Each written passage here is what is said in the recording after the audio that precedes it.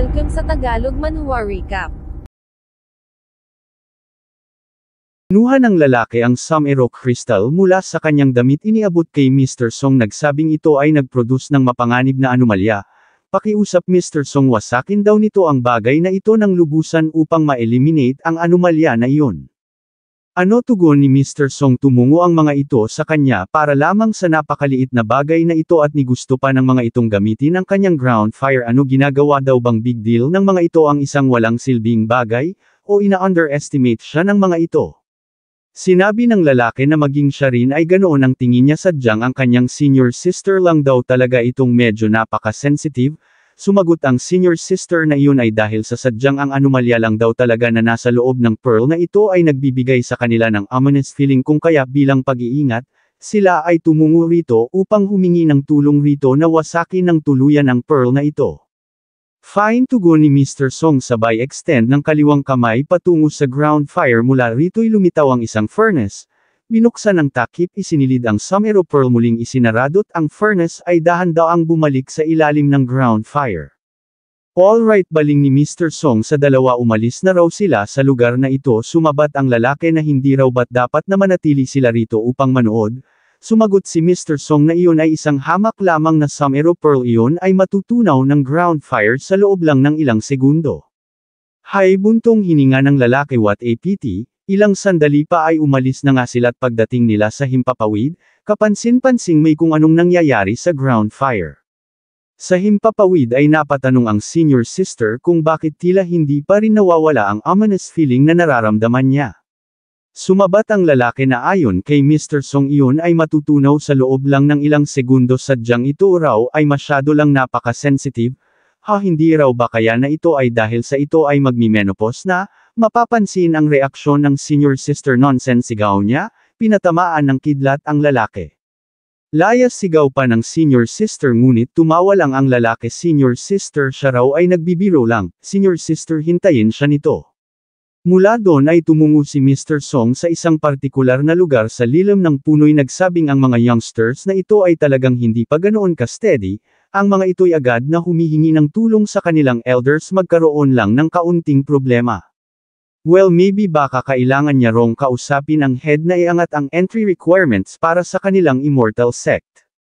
Gayunpaman, nagtaka siya nang bigla na lamang mayroong bumagsak na dahon patungo sa kanya. Pinulot niya ito, napatanong kung papaanong nangyaring ang evergreen tree na ninonourish ng eternal ground fire ay naglalagas ng dahon, at nang bumaling siya sa itaas, nanlaki ang kanyang mga mata nang makita ang marami pang papabagsak na mga dahon.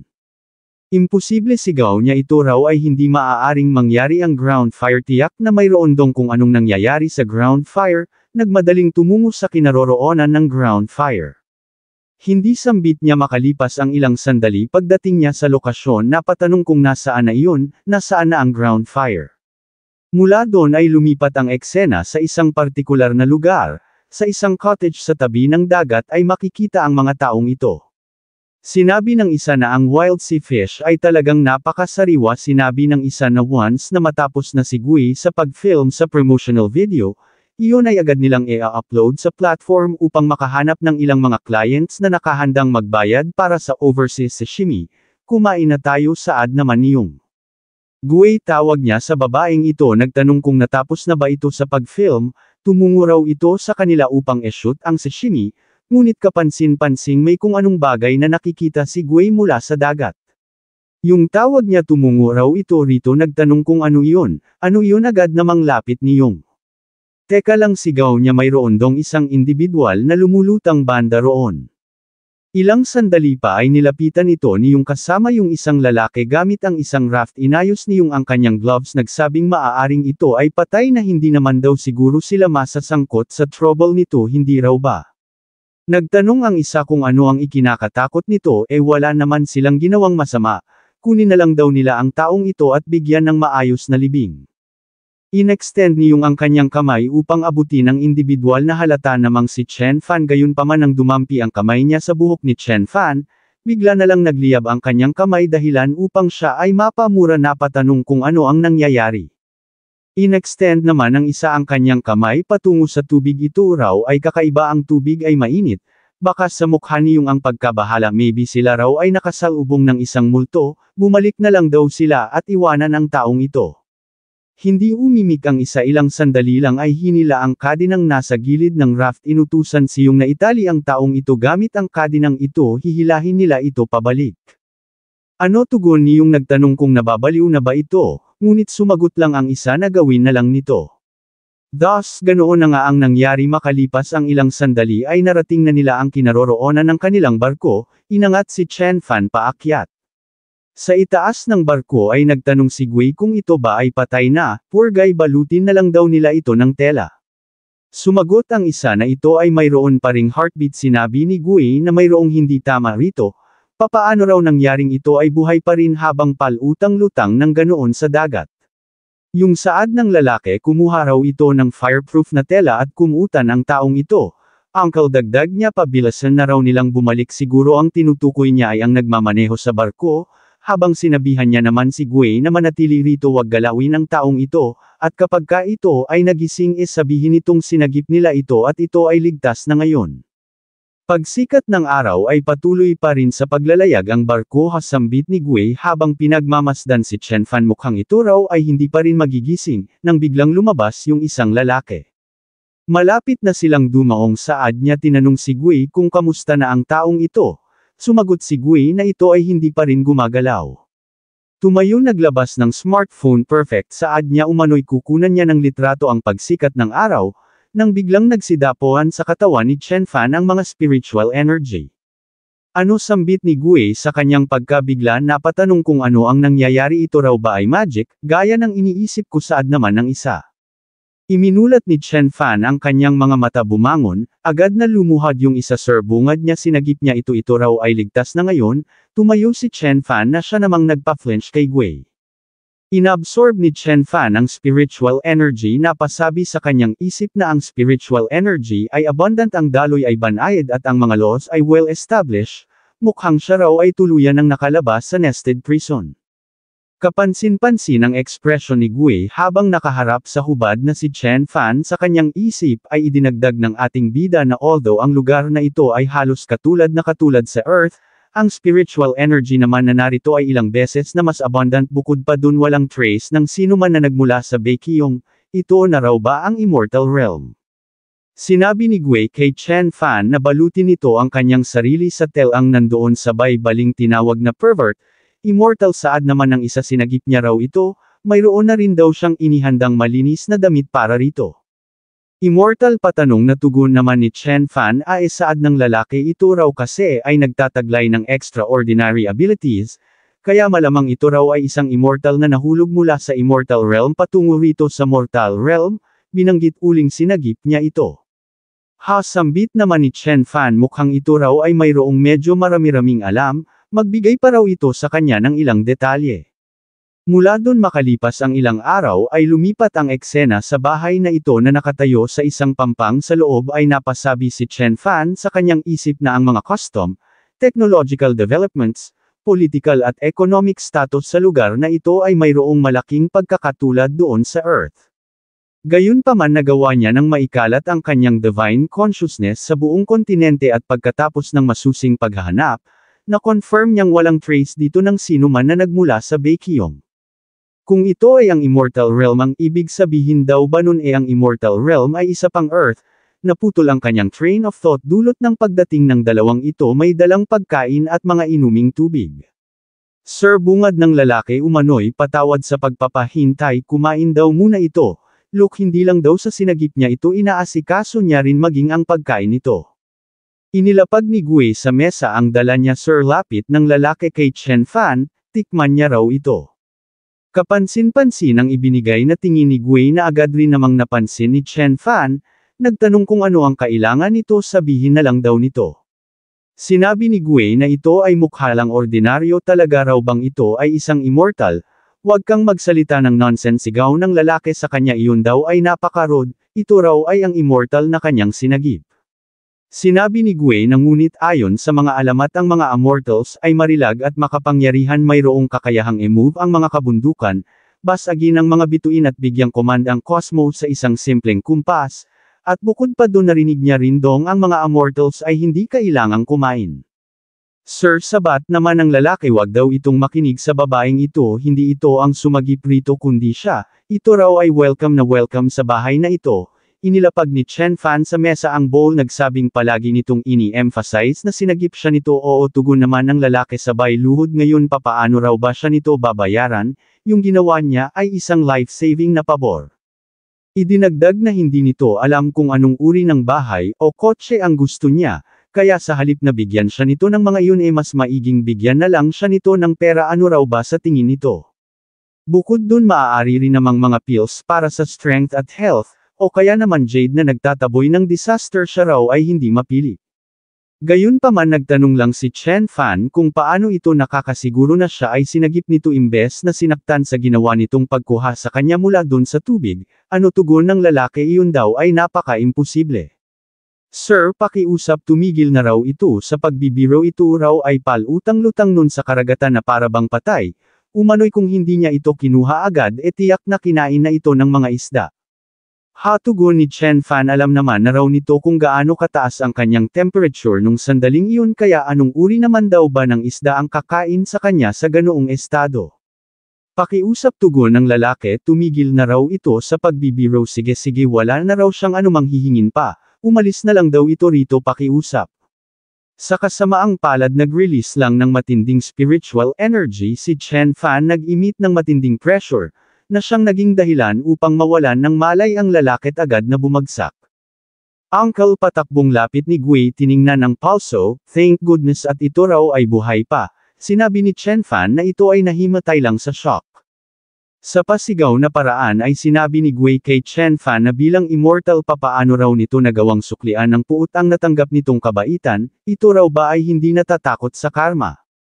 O tugon ni Chen Fan, so gusto nitong magsalita patungkol sa karma, yet hindi nito naisip na ang ginawa ko nung pagligtas ng taong iyon sa kanya ay maaaring sariling kamatayan ang magiging consequence.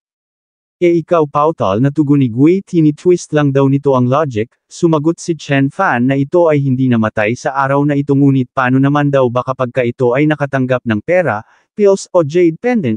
Hindi raw ba't iyon ay magbibigay lang din sa kanya ng unwanted attention na magiging sanhi lang din ng kanyang kapahamakan.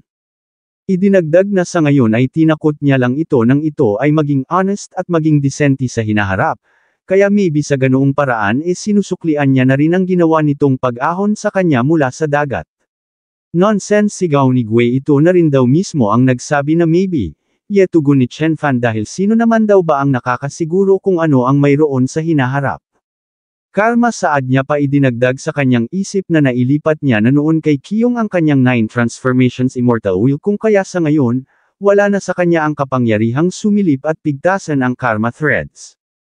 Idinagdag na ang spiritual energy sa mundong ito ay napaka-dense, nararamdaman niyang ang kanyang kasalukuyang antas ay napakabilis na umaangat, ngunit nasaan daw ba yung immortal sect na iyon?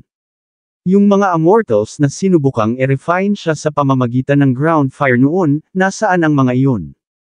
Speaking of which, sa immortal sect naman ay nagtipon ng mga member. Sinabi ng sect master na sa tingin niya ay alam na ng lahat kung para saan ang meeting na ito. Ang ground fire ay isa sa pinakamahalagang pundasyon ng immortal realm, kaya ang pagnakaw sa bagay na iyon ay isang napaka-seryosong bagay. Kapwa cultivators at Taoist, dagdag ng lalaking elder, pakiusap, ang mga ito raw ay magkaroon ng masusing paghahanap sa ground fire upang masagip ang life force ng kanilang immortal realm, habang sinabi naman ng babaeng elder na yung mga makakapag-provide ng clue o kaya naman makaka-retrieve sa ground fire ay makakatanggap ng reward mula sa immortal realm. Idinagdag ng sect master na ang sino mang magtangkang magtago ng impormasyon o kaya naman itago ang mismong kinaroroonan ng ground fire, sila ay tatanggalan ng immortal bones, pagpipira-pirasuhin ang kaluluwa, ipapatapon patungo sa mortal realm at hindi na makaka-ascend pang muli. Sinabi ng isang member na naiintindihan nila, subalit maaari daw ba itong magbigay sa kanila ng ilan pang mga detalye, gaya na lamang sa kung papaanong paraan nanakaw ang ground fire.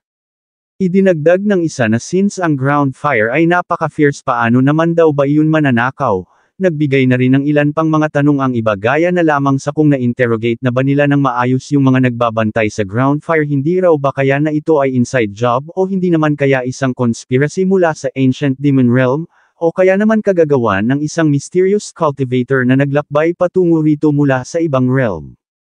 Ahem, ubo ng lalaking elder upang kunin ang atensyon ng lahat umano'y patungkol sa mga katanungan ng mga ito. Sila ay magpapadala na lamang ng impormasyon sa mga ito sa pamamagitan ng spirit birds maya-maya upang magkaroon ng disclosure. Sinabi naman ng babaeng elder na gusto niyang paalalahanan ang mga ito na kapag sila ay nakahanap ng anumang mga clue patungkol sa ground fire, huwag i-alert ang mga kalaban ng walang katiyakan, contact sila agad ng mga ito. Thus sa ganoong paraan ang meeting ay nagtapos, ang mga higher-ups ay agad na umalis sa hall. Samantala sa ibang dako naman kasabay ng pagpatak ng tubig ay maririnig ang pagkalansing ng mga kadina, kung saan nakagapos yung kasama nung senior sister na tatawagan na lang nating junior brother since hindi nila pinangalanan. Ilang sandali lang ay dumating sa mismong lokasyon yung babaeng elder na nandun sa meeting kanina, paglipag ay agad na tumingin sa siwang ng mga bakal na nakalinya bilang harang sa isang kwadradong butas, kung saan makikitang nakakulong yung junior brother. Agad na nagtanong ang elder kung ito ba ay hindi pa rin aamin, subalit nagtanong lang ang junior brother kung kamusta ang kalagayan ng kanyang senior sister.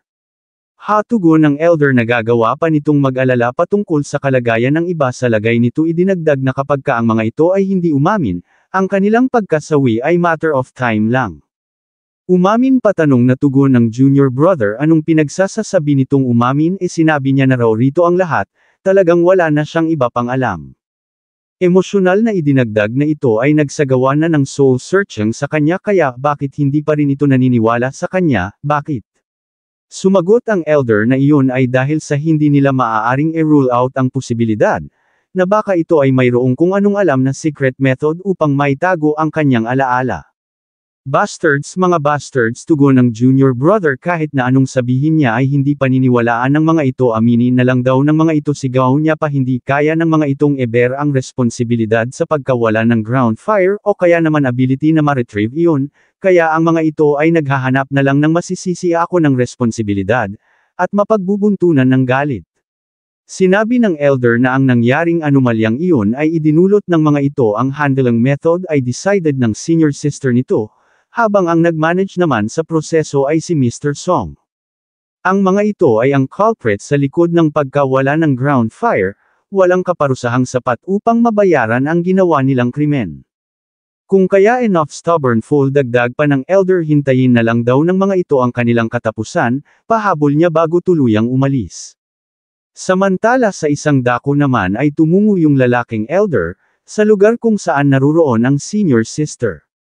Mapapansing nanginginig ang buo nitong katawan, hay buntong hininga ng elder. Ang matanggalan ng immortal bones ay hindi ganoon kaganda, hindi raw ba, hindi umimik ang senior sister. Actually, dagdag pa ng elder, ang ginawa raw nitong pag-handle sa Summero Pearl ay medyo masinop. What a pity, tugon naman ng senior sister. Umano'y ang anomalyang iyon ay dinala niya at ng kanyang junior brother, ginawa niya ang kanyang best upang iyon ay ma-handle.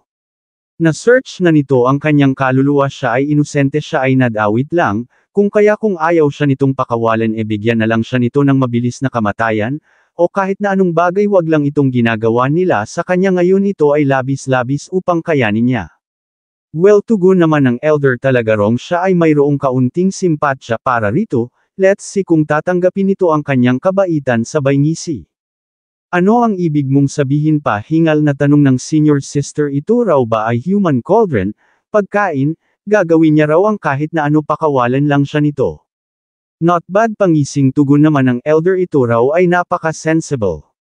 Sa sumunod na mga araw ay lumipat ang eksena sa isang partikular na lugar kung saan sumasayaw ang mga kidlat sa itaas ng mga ulap sa tuktok ng isang dambuhalang bato, ay nakaupo ang junior brother na mapag-aalamang ang pangalan pala ay Yan Jinhua. Dito rin mismo'y maririnig ang pag-alingaw-ngaw ng isang boses nagsabing ang kriminal na si Yan Jinhua ay nakipagsabwatan sa isang ominous force na nagmula sa ibang realm, nagdulot upang manakaw ang ground fire. Sa kabila ng ginawang pagbaklas sa mga immortal bones nito, ito ay hindi pa rin nagpapakita ng anumang pagsisisi, ang krimeng ginawa nito'y walang kapatawaran.